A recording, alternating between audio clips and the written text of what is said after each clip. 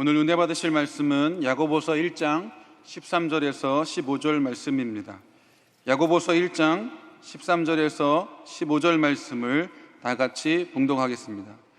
사람이 시험을 받을 때에 내가 하나님께 시험을 받는다 하지 말지니 하나님은 악에게 시험을 받지도 아니하시고 친히 아무도 시험하지 아니하시느니라. 오직 각 사람이 시험을 받는 것은 자기 욕심에 끌려 미혹됨이니 욕심이 잉태한즉 죄를 낳고 죄가 장성한즉 사망을 낳느니라. 아멘. 임마누엘 찬양대에 찬양에 감사를 드립니다. 말씀의 제목을 다 함께 따라해 주시길 바랍니다. 악한 원함, 악한 원함, evil desire라고 하는데, 여러분, 아프리카 원주민이 원숭이를 잡는 방법에 대해서 여러분들은 들어보셨을 것 같아요. 원숭이가 잘 다니는 길목에 원숭이 손 하나 정도가 들어갈 만큼의 구멍을 만들어 놓고 좋아하는 나무 열매를 잔뜩 집어넣은 항아리를 놓는 겁니다. 멋모르고 지나가던 원숭이가 나무 열매의 냄새를 맡고 비좁은 항아리 구멍에 자신의 손을 넣게 되는데, 손이 들어갈 때는 빈손이라서 어떻게든 들어가는데 나올 때는 열매를 꽉 움켜졌기 때문에 절대 빠지지 않는다고 합니다. 탈출 방법은 간단해요. 손만 놓으면 되는데 그 움켜진 손을 놓지 못해서 결국 사람들에게 잡힌다고 합니다. 일반적으로 우리는 욕심을 이야기할 때 무엇인가 가지려고 하는 강력한 집착이라고 말을 합니다. 제 아내는 비싼 가방보다는 예쁜 시계를 보면 가지고 싶다라는 생각이 든대요. 근데 그런 생각이 드는 것은 욕심이 되지는 않습니다. 그런데 그 예쁜 시계를 못 가지게 되면 안 될 것처럼 집착하는 것은 욕심이 됩니다. 근데 한 번도 집착을 부려본 적이 없어요. 네이버 사전 정의에 보면 욕심이란 분수에 넘치게 무엇을 탐내거나 누리고자 하는 마음이라고 얘기하고 있습니다. 그런데 능력이 되는 사람은 가지려고 하면 욕심이 아니고, 능력이 안 되는 사람은 가지려고 하면 욕심이 된다라는 말처럼 들립니다. 부자는 큰 차를 타고 다녀도 욕심 부리는 게 아니고, 가난한 사람은 큰 차를 타려고 하면 욕심 부리는 것이 되고, 부자는 큰 집에 살아도 욕심 부리는 것이 아니고, 가난한 사람은 큰 집에 살려고 하면 욕심 부린다라는 것처럼 들릴 수 있습니다. 그래서 저는 네이버 사전에서 정의하는 욕심이라는 정의는 별로 정확하지 않다라고 생각합니다. 그래서 위키피디아 사전의 정의를 찾아봤어요. 기본적인 생존과 편리를 훨씬 넘어 자기 자신을 위한 의도로 재산과 재물 혹은 추상적 가치가 있는 물건을 소유하려는 적절치 못한 욕망, 다른 말로 얘기하면요, 사람이 살아가는데 꼭 필요한 이상의 것을 자기만을 위해서 더 가지려고 하는 마음은 다 욕심이다 라는 얘기입니다. 그러니까 여러분, 이 정의에도 약점이 있습니다. 왜냐하면 아주 가난하게 살아가는 생존의 위협을 받는 사람들 말고는 다 욕심이 있는 거예요. 왜? 생존 이외에 가지려고 했던 모든 것들은 다 욕심이라고 얘기하고 있으니까. 위키피디아의 정의대로라면 저는 굉장히 욕심이 많은 사람입니다. 왜냐하면 매일 밥을 먹고 나서 커피 먹고요, 빵 먹고요, 저녁 되면 또 과일 먹고요, 가끔 가다가 치킨도 시켜 먹고요, 잠자다가 소화가 안 돼서요 신물이 넘어올 정도로 먹을 때가 있거든요. 그럼 욕심 많은 거 아닙니까? 생존에 위한 밥만 먹으면 될 텐데, 제 얘기하는 것까지 여러분들도 마찬가지예요. 이런 욕심을 부리면 죄가 되고, 이런 욕심을 부리면 많이 먹으면 성인병 유발돼서 결국 병 걸리고, 그래서 욕심이 잉태한 즉 죄를 낳고 죄가 장성한 즉 그 성인병 걸리고 당뇨병 걸려서 죽게 된다, 이런 말을 하려고 오늘 본문이 적혀진 거겠습니까? 오늘 본문이 단순히 우리가 알고 있는 욕심을 이야기하는 것이라면 아무도 여기에서 자유로울 사람이 없을 것 같습니다. 그런데 저는 오늘 이 본문이 말하고 있는 욕심이 조금 다른 의미가 있다라고 봅니다. 적절치 못한 욕구, 분수에 넘치는 욕심이 아닌 다른 의미 말입니다. 헬라어의 욕심이 에피투미아라고 하는 단어로 쓰였는데, 에피투미아는요, 그리드, 욕심이라기보다는요, 디자이어, 원함입니다. 그러니까 원함에는 선한 원함도 있고 악한 원함도 있습니다. 사람들에게는 다 원하는 것이 있어요. 그것을 좋은 말로 하면 비전이라고 얘기합니다. 그 원함이 다 죄를 짓게 만드는 것은 아닙니다. 사람들이 원하는 꿈도 원함이에요. 비전도 원함이에요. 이런 것 때문에 다 죄를 짓는다고 말할 수는 없습니다. 예를 들어서 어떤 여인이 자신의 꿈을 이렇게 얘기했다고 합시다. 저는 아이들을 잘 키우고 싶어요. 남들이 어렵게 들어가는 스카이 대학도 나는 그 아이들이 들어갔으면 좋겠어요. 그리고 아이들 다 키우고 나서 남편과 소소하게 저기 경기도 쪽에 큰 별장을 짓고 전원주택을 짓고 살았으면 좋겠어요. 방은 5개 정도가 있었으면 좋겠어요. 왜냐하면 게스트룸으로 손님들이 오면은 맞이할 수 있는 방이 있었으면 좋겠어요. 애들이 와서 놀다가 자고 갈 수 있는 방들이 충분히 있었으면 좋겠어요. 제가 수영을 좋아하니까 마당에 수영장이 있었으면 좋겠어요. 그리고 집 근처에 호수가 있었으면 좋겠어요. 이왕이면 호수에서 물놀이 할 수 있도록 보트도 있었으면 좋겠어요. 제가 고기를 좋아하니까 일주일에 한 번은 고베 소고기를 먹고 송로버섯과 함께 샤또 슈발 블랑 와인을 마셨으면 좋겠어요. 사실 이런 원함조차도 죄를 짓게 하는 것은 아닐 것입니다. 그런데 이런 탐욕스러운 원함이 아닌 아주 소소한 원함도 죄가 될 수 있습니다. 야고보 사도가 말하고자 하는 원함은 아주 소박한 원함이든 분수가 넘치는 원함이든 그런 원함을 가져서는 안 된다고 말하는 것이 아니라, 욕심이라고 번역된 이 욕구, 이 원함은 하나님에 대한 불신과 아주 밀접한 관계가 있어요. 저는 이 말씀을 고난과 시련이라는 문맥에서 살펴보고자 합니다. 오늘 본문 야고보 사도는 13절에 이렇게 얘기합니다. 사람이 시험을 받을 때에 내가 하나님께 시험을 받는다 하지 말지니 하나님은 악에게 시험을 받지도 아니하시고 친히 아무도 시험하지 아니하시느니라. 사람의 시험을 받을 때에 내가 하나님께 시험 받는다라고 말하지 말라고 했어요. 이는 하나님께서 어떤 악한 의도로 사람들을 넘어뜨리려고 하는 그런 일들은 절대 하지 않으신다라는 이야기입니다. 하나님께서는 우리들에게 기분 나빠서 힘들게 하시거나 기분 나빠서 우리를 때리시거나 그래서 기분 나빠서 원수를 보복하듯이 보복하시는 분은 절대 아니십니다. 정말 힘든 시기를 우리가 지날 때에 우리는 하나님의 선하신 의도를 의심하지 말아야 될 줄 믿습니다. 하나님이 일부러 우리를 그렇게 만드시는 분이 아니란 말입니다. 그런데 가끔 이런 하나님의 선하심과 사랑하심을 의심하게 만드는 일들이 우리 주변에 많이 일어나요. 열심히 사는 사람들은 노력한 만큼 대우를 받고 부당한 일을 당하지 않았으면 좋겠다라는 소박한 원함이 저에게는 있어요. 예수 잘 믿는 사람들이 말씀대로 살아갈 때에 예수 안 믿는 사람들이 악하게 살아가는 것보다 좀 더 잘 됐으면 좋겠습니다라는 원함이 저에게 있습니다. 그런데 그렇게 안 될 때가 많아요. 오히려 대충 사는 사람들, 악하게 사는 사람들, 악과 편협해서 사는 사람들이 더 성공하는 것 같습니다. 그래서 선하게 사는 것보다 대충 아무렇게나 세상과 타협하면서 살아가야 되겠다라는 충동을 느낄 때가 믿는 사람들에게 일어난단 말입니다.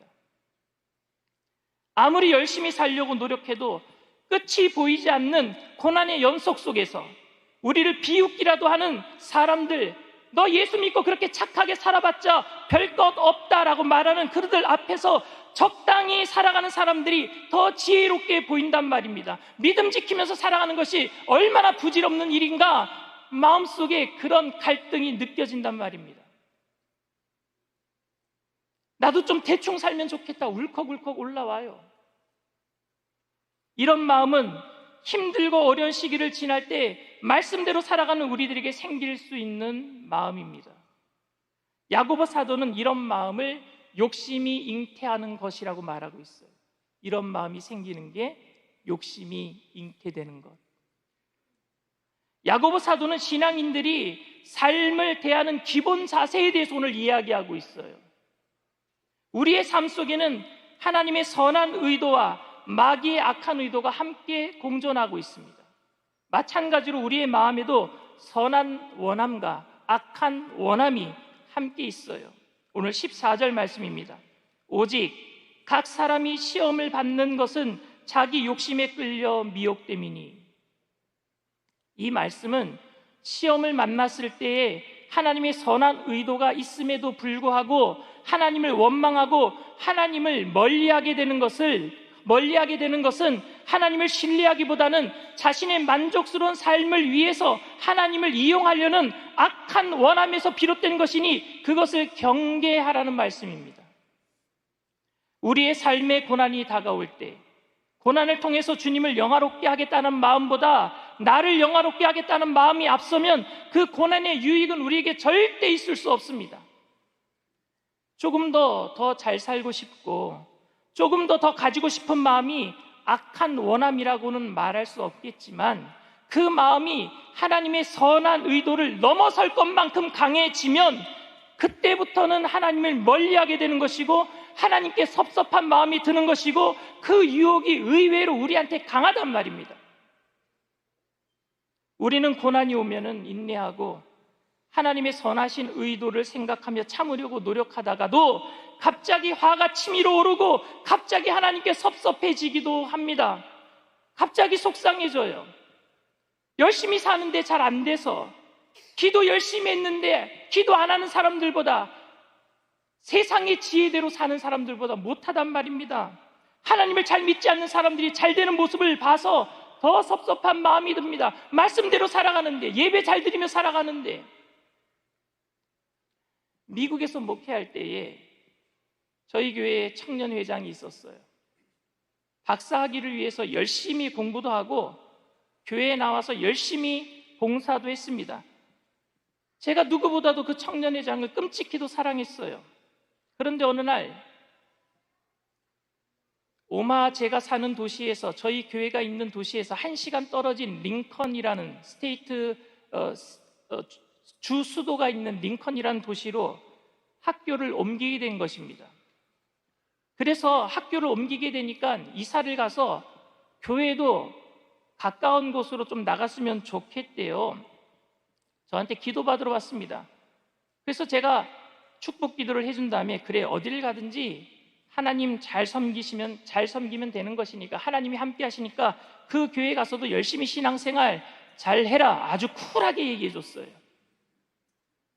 저는 그렇게 얘기하면 링컨에 저희 피아노 반주자 여학생이 또 한 명 있었거든요. 그 학생도 너무 멀어서 못 오고 있는데 이 청년회장은 차가 있으니까 그 피아노 치는 여학생이랑 같이 저희 교회에 올 줄 알았어요.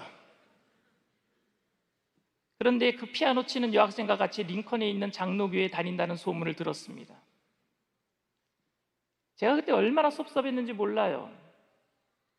제가 선한 의도로 말을 하면 하나님께서 긍휼히 여겨주셔서 청년의 마음을, 감동을 주고, 그래서 목사님이 이렇게 쿨하게 가라고 했는데도 내가 다시 우리 교회에 와서 열심히 봉사해야지, 그리고 피아노 치는 학생도 내가 데리고 가야지, 이럴 줄 알았는데, 내가 양보하면은 그렇게 청년도 양보해 줄 줄 알았는데 손해보고 말았습니다. 그런 이기적인 마음, 그러니까 그렇게 선하게 살 필요가 없다라는 생각이 드는 거예요. 바른 소리 해야 되겠다, 직선으로 내가 얘기해야 되겠다, 돌직구로 얘기해야 되겠다, 나도 이제는 접대성 멘트 하지 말아야지, 앞으로는 절대 교회 옮기면 안 된다라고 엄포를 놓아야지, 교회는 한 곳을 꾸준히 다녀야지 복을 받는 거야, 이렇게 얘기를 해야지. 성도와 부고는 3일에 한 번씩 때리래요. 잘해주어봤자 헛고생이구나, 이런 마음이 드는 게 욕심이 잉태하는 것이란 말입니다. 그러니까 믿음으로 사는 사람들에게 감추어진 생각이 있는데, 나도 말씀대로 안 살고 세상적으로 살고 대충 막 살면은 지금보다 좀 더 나아질 수 있다라는 그 은연중의 마음이 우리에게 다 있단 말입니다. 언제? 고난 중에, 힘든 일을 당할 때에, 손해볼 때에. 우리는 우리가 믿음으로 살고 있기 때문에 이렇게밖에 못한다라는 생각을 가질 수 있습니다. 조금만 더 힘들다 싶으면 나도 편하게 살고 싶어요. 왜 예수 믿는 사람들이 더 불편해야 합니까? 저는 왜 잘 살고 싶지 않겠습니까? 나도 할 만큼 했어요 하는 생각이, 불만이 솟아올라요. 하나님 앞에 떳떳하게 청구할 수 있다라고 생각되어집니다. 이런 생각이 욕심이 잉태하는 것이에요. 믿음으로 살다가도 힘들면 하나님 앞에서 하는 투정이, 나도 이제는 내 마음대로 살 것입니다. 나도 이제 내 마음대로 살 거예요. 하나님 뜻대로 살아봤자 별거 없잖아요. 고난의 책임을 하나님께 돌리고 환경에게 돌려버립니다. 결국 이런 욕심은 사람들을 사망에 이르게 하는 것입니다. 야고보 사도는 짜증나고 힘들고 못 견디게 하는 이유가 정말로 힘든 환경 때문이 아니라 여전히 대충 편하게 인정받고 대접받고 살고 싶어하는 욕망 때문이라는 것을 기억해야 된다라고 오늘 성경 본문에 말하고 있는 것입니다. 고난을 당하는 사람에게는 잔인하게 들리겠지만 하늘나라를 바라보고 살아가는 성도들에게는 합당한 경고의 말씀인 줄 믿습니다. 우리들에게는 합당한 말씀이 돼요. 주님의 말씀대로 열심히 순종하며 선하게 살던 사람이 고난 중에 참지 못하고 나 이제 물불 가르지 않고 악착같이 살 거야 라고 말한다면 그것은 하나님으로부터의 독립선언입니다. 하나님이 나에게 별 볼 일 없는 분이야, 나에게 별로 신경도 안 써주셔, 그러니 하나님을 아무리 잘 섬겨도 안 되니까 이제 내 멋대로 살 거야 라고 말하는 것이고, 이것은 내가 이제부터 주인된 삶을 살겠다라는 하나님으로부터의 독립선언이에요. 그러니까 하나님을 불신하는 욕심이 잉태하는 것이란 말입니다. 이것이 위험한 생각입니다. 그런 욕구가 우리를 침체기에 빠지게 합니다. 이제는 더 못하겠다, 이제는 더 이상 말씀대로 못 살겠다, 내가 더 참고 인내해서 뭐 하겠는가, 이 말은 선하신 하나님에 대한 불신이 되고 맙니다. 오늘 이 설교는 그렇게 대단한 일도 하지 않고 왜 그렇게 쉽게 좌절하고 왜 그렇게 쉽게 화가 나는지 제 자신에게 하는 설교예요. 그런 저에게 하나님이 말씀하시는 것 같아요. 그건 네가 정말로 열심히 살았는데 환경이 못 견디게 힘들게 하는 것이 아니라 할 만큼 했다고 생각하고 남보다 낫다라고 생각하는 그 악한 마음 때문에 힘든 것이 아니니? 라고 묻고 계시는 것 같아요. 그 악한 원함 때문에, 내 안에 있는 그 악한 원함, 욕심이 잉태되는 것 때문에 힘든 게 아니겠니? 이 땅에서 성공과 형통을 목적으로 하지 않고 하나님의 선하신 원함대로 살기로 작정했다면, 예수 그리스도의 은혜를 나누고 사는 것이 내 삶의 목적이라고 정했다면 힘들고 어렵더라도 나도 할 만큼 했다, 못 해먹겠다라고 말하면 안 되는 것 아닙니까? 이것은 예수 그리스도의 은혜를 놓친 욕망입니다. 이 더럽고 추악한 욕망을 거룩한 하나님 나라를 위한 비전인 양 선포하고 포장하고 있다면 그것은 다 무너져 내려버릴 사망입니다. 다 없어져야 돼요. 날마다 나는 죽어야 돼요. 날마다 나는 그리스도 예수와 더불어 살아나야 돼요. 내 안에 무너져야 될 것들. 예수 그리스도의 은혜를 위해 하나님의 거룩한 나라의 원함을 위해 살아가는 우리들이 나를 안 알아준다고 못해 먹겠다란 말을 어떻게 입에 담을 수가 있겠습니까? 그 욕망 때문에 내가 미혹되어서 넘어질 뿐이지 하나님이 나를 넘어뜨린 것이 아닙니다. 이 욕심이 있으면 죄를 낳고, 이런 욕심을 가지고 있으면 틀림없이 다른 사람들을 원망하고 불평과 짜증으로 살아가게 되고, 나도 할 만큼 했는데 저 사람은 놀고 있고, 그리고 저 사람은 더 잘 되는 것 같고, 내 고생은 알아주지도 않고 판단과 정죄를 하게 되고, 결국 내릴 수 있는 결론은 나 더 이상 안 할 거야, 포기와 좌절로. 포기와 좌절이 뭡니까? 사망이에요. 믿음을 잃어버린단 말입니다. 야고보 사도는 그것을 사망이라고 부르고 있어요. 저도 목회하면서 이제 못 해먹겠다라는 생각이 들 때가 있었어요. 내가 그렇게 사랑해주고 그렇게 그 사람의 편의를 알아주고 정말 그렇게 희생적으로 봉사했는데도 변화가 안 돼요. 정말 더 이상 하기 싫더라고요, 그 사람에게.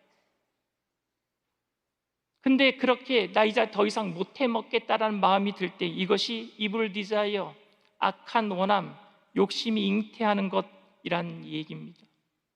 혹시 여러분 코로나19가 길어지고 신앙생활 하는데 잘 안 되고 하는데 여러분들 그런 마음 들고 있지 않습니까? 더 이상 못 해먹겠다. 너무 힘들다. 사랑하는 청년 여러분, 이해는 하겠는데 그 마음에 미혹되어서 욕심이 잉태되면 죄를 낳고 죄가 장성하면 사망을 낳아서 결국 여러분들은 좌절과 포기와 낭만 가운데 떨어지고 말게 될 것입니다. 이것을 누가 원하고 있을까요? 마귀가 원하고 있어요. 그렇기 때문에 하나님의 선하심을 안다면 우리의 마음을 오늘도 살펴봐야 될 것입니다. 그리고 마땅하지 않은 것들이 내 속에 있다면 떨쳐버려야 돼요.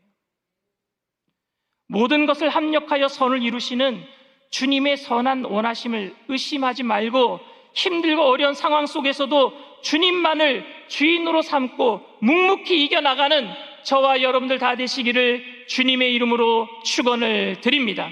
문제가 있으시면 가슴에 아픈 곳이 있으신 분은 믿음을 가지고 아픈 곳에 손을 얹으시길 바랍니다.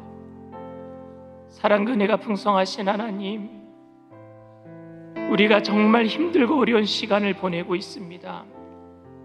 코로나19로 나라가 힘들고 가정과 경제가 힘들어지고 우크라이나 전쟁을 통해서 죽어가는 많은 사람들이 힘들고 그것 때문에 군인들은 트라우마가 걸려서 힘들고 함께 기도하는 믿음의 동역자들은 그들의 영혼 때문에 아픔 때문에 힘들어하고 있사오니 하나님 아버지, 우리 아픈 마음을 주님 위로하여 주시옵소서. 예수 믿는다라는 것이 참 기쁨이요 즐거움이 넘쳐나야 될 텐데 세상 사람들보다 더 힘들다고 느끼는 것은 내 마음에 악한 원함이 있기 때문입니다. 이 시간 그 악한 원함이 내 마음속에서 사라질 수 있도록 성령님 주인으로 내 마음에 찾아와 주시옵소서. 성령님 환영합니다. 인정합니다. 모셔드립니다. 의지합니다. 바람같이 불같이 생수같이 임하여 주시옵소서. 기름 부어 주시옵소서. 어루만져 주시옵소서. 나는 죽고 예수로 살게 하여 주시옵소서. 나사렛 예수의 피로 명하노니 욕심을 잉태하게 만든 악한 원함의 세력은 나사렛 예수의 피로 명할 때 떠나갈지어다. 한 길로 앞에 7길로 도망갈지어다.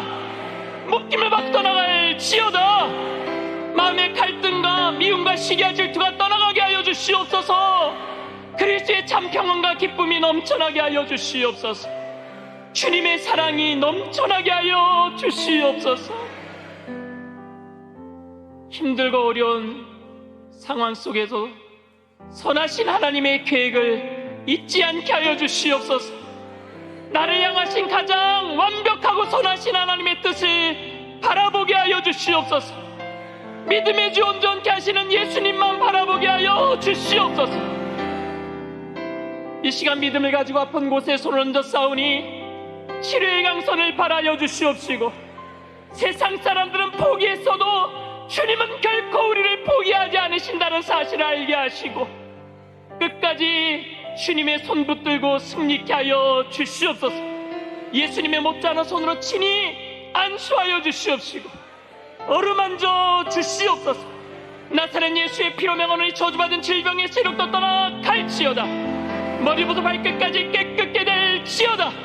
오장육부 사지백체 뼈 마디마디 신경세포 조직마다 새롭게 될지어다. 성령으로 충만케 하여 주시옵소서.